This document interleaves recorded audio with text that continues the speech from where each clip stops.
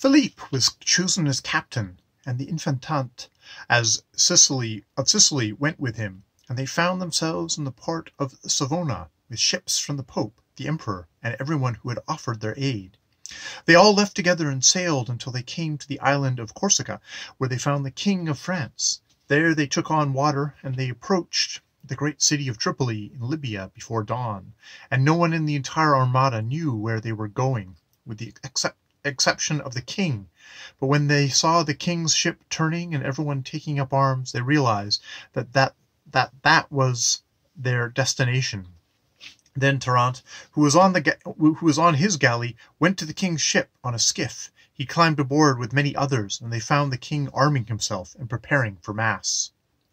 During the reading of the gospel, Trnt knelt before the king and begged him to let him make a vow, and the king gave his consent. Trnt placed himself at the feet of the priest who was saying mass and knelt down, and the priest took up the missal and turned it towards the king. Trnt, while kneeling, put his hands on the book and said, "By the grace of Almighty God, I belong to the order of chivalry. As a knight who wants to attain honor, I make my vow to God and all the saints in paradise, and to my lord the Duke of Brittany, Captain General of this armada, that I will be the first to touch land and the last to return." Afterwards, Deiphobus vowed to write his name on the gates to the city of Tripoli. Then another knight made a vow that he would go so near the wall that he would put an arrow inside the city.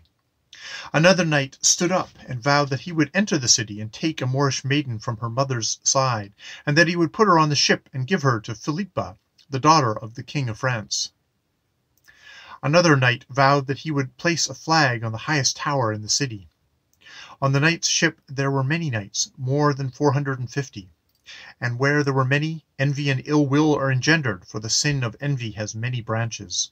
Many were moved by the desire to make Trnt break his vow, and they made preparations with boats and vessels and small galleys to be the first to reach land. There were so many Moors that when they saw such a great armada, they positioned themselves near the sea to stop the Christians from reaching land.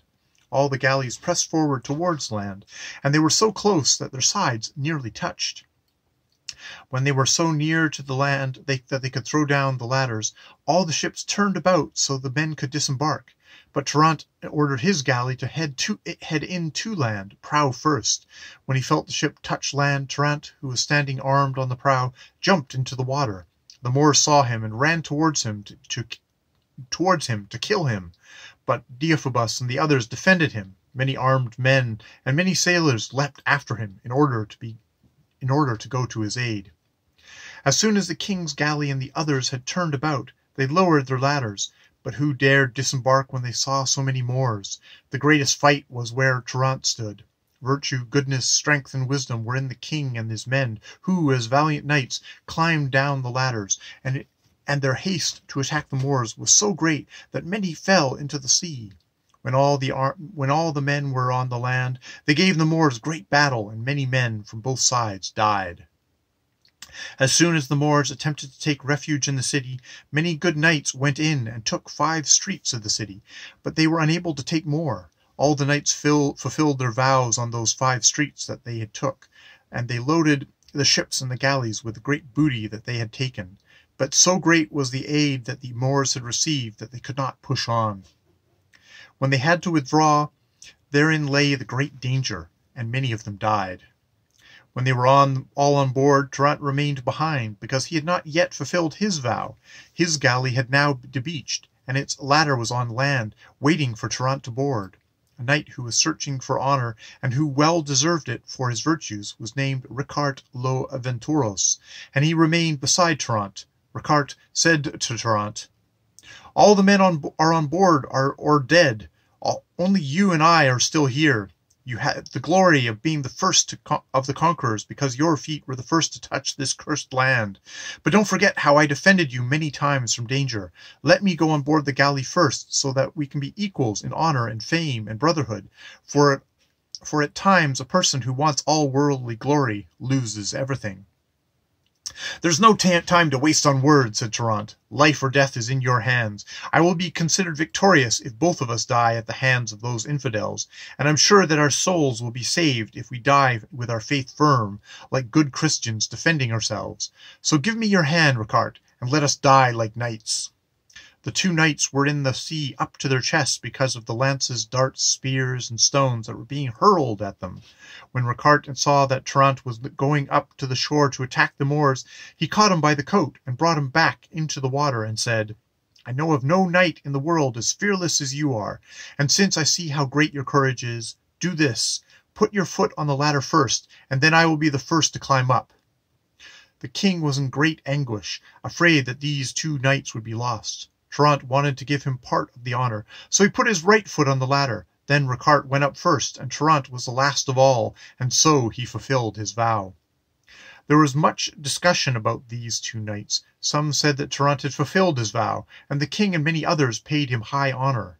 When Ricard saw that they were all honoring Trnt, he said, "If the matter is duly judged by the code of chivalry, who should the honor and glory be given to, if not to me? Trnt was a coward in the battle, even when fortune aided him, so the prize for this act should be given to no one but me.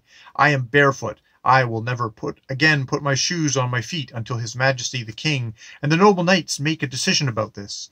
It is well known that after all the men had retreated, Trnt and I stayed behind alone on the shore. He and I argued at length about who would be the first to go on board. When he saw that I did not want to, he put his foot on the ladder before I did. "And so, my lord, may it please your highness, to summon your sacred council, and let your majesty give the honor to the one it belongs to, as is rightful and justly belongs to me. And if your highness does not want to judge this case, I say in the presence of everyone that I am a better knight than Trnt, and I will fight him man, to the death." The king answered, "Ricard, no good judge can decide anything if he does not listen to all sides first, and this cannot be done without Trnt here." This conversation came to Trnt's attention, and he brought his galley alongside the king's ship. When he came aboard, the king was in his chamber sleeping. When Ricard heard that Trnt had come, he went up to him and said, "Trnt, if you dare say that I'm not the better knight than you are, I offer to do battle with you to the death." And he threw his gloves at him as a challenge. When Trnt saw that he wanted to fight him with so little provocation, he raised his hand and dealt him a hard blow. The noise they raised was so loud that the king had to come up with his sword in hand. When Trnt saw the king, he went up to the forecastle, and from there he defended himself, and he said to the king, "Sire, your majesty should punish this shameless knight who is the instigator of all evils. He has never found himself in a joust, much less seen the flash of an angry sword before his eyes, and now he wants to fight me to the death over nothing. If he defeats me, he will have defeated all the chivalresque acts I have accomplished to my glory and honor, and if I am the victor, I will have conquered a man who has never borne arms." After he said these words, he swung safely down to his galley on a rope. If the king had been able to put his hands on him at that moment because he committed such an outrageous act on his ship, it would not have been surprising if he had had his head removed from his shoulders. The king departed with the entire armada from Tripoli in Libya and went towards Cyprus, sacking the Turkish coast and setting it red with blood and flames, and they loaded all the ships with the many riches they had taken. When they reached Cyprus, they went to the city of Famagusta, took provisions of food, and turned towards Tunis. There the king disembarked, and they pressed the city hard in combat. Trnt and his men attacked a tower which had a deep moat at its foot, and Trnt fell into it. Ricard was heavily armed to see if he could take revenge on Trnt. When he reached the tower, he saw Trnt lying in the moat. Ricard leapt into the moat, wearing all his armor, and helped Trnt get up. Then he said, "Trnt, here stands your mortal enemy who can give you death or life. God forbid that I should let you die at the hands of the Moors when I can give you aid." And he pulled him out, for they would have surely killed him if they had found him there. When he was out, Ricard said to him, "Now you are free, Trnt. Protect yourself from death as well you can, because you can be sure that I will do everything in my power to kill you." "Virtuous knight," said Trnt, "I have seen your great goodness and courtesy, and I know that you saved me from a cruel death. I kneel to the ground and beg your forgiveness for the way I offended you. I give you my sword so that you can take whatever vengeance you like on me." When the knight heard such humble words, he forgave him and was happy to be his friend, and from that time on they were good friends, and were inseparable in life until death. After the king had taken and sacked the city of Tunis, Ricart would not go on to the king's ship, but went on Trnt's galley instead. When the king and the knights heard that what had happened, they praised both of them because they had each shown great gentility. After the king of France left the city of Tunis, they turned towards Sicily to see his daughter-in-law and to disembark in Palermo. When the king of Sicily learned of his arrival, he had a great celebration prepared for the king of France. The king of Sicily went on board his ship, and when they met, they were both delighted. They went on land where their daughter-in-law was waiting, and the father-in-law and daughter-in-law met joyfully. The king gave her many presents and held her hand all day long, and would not let her leave his side. As long as the king of France remained there, each day before the Infantata arose he would send her some expensive gift, one day brocades, another silks, gold chains, trinkets, and other jewels of great value. The king of Sicily presented the king of France with 100 very beautiful and unique horses, which the king of France made a great show of appreciation over, and the king of Sicily had his daughter go on board the ships personally and inspect them to see how well they were stocked with food, and to supply them with everything they needed. The king of France thought highly of what his daughter-in-law was doing, and he was very pleased to see that she was a very discreet and diligent woman who was on board the ships from morning to night, and that she did not eat until they had been supplied.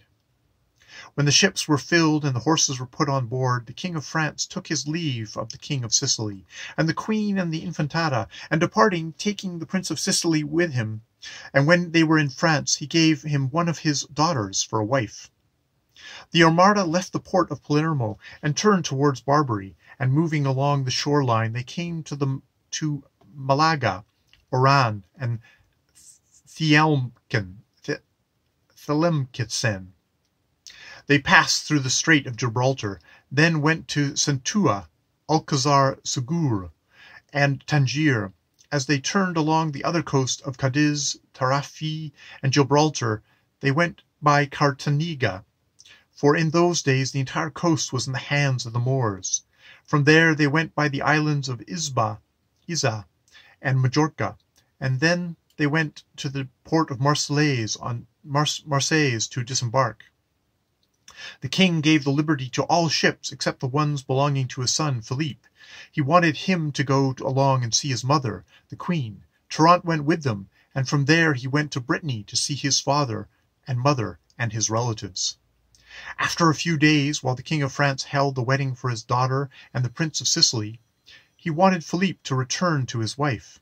Philippe received word that the king of Sicily's other son had renounced the world and become a friar. Philippe begged his father, the king of France, to send for Trnt to accompany him to Sicily. The king wrote letters to the Duke of Brittany and to Trnt, asking him to go with Philippe to Sicily, and asking the Duke to plead with him earnestly. When Trnt saw the petition of two such great lords, he was obliged to obey their commands. So he left Brittany and went to the court of the king. The king and queen begged him earnestly to go with Philippe, and he very graciously gave his consent. Philippe and Trnt left the court and went to Marseilles, where they found galleys well stocked. They boarded them, and had such a good voyage that in a few days they reached Sicily. The king, the queen, and the Infantata were very happy to see them.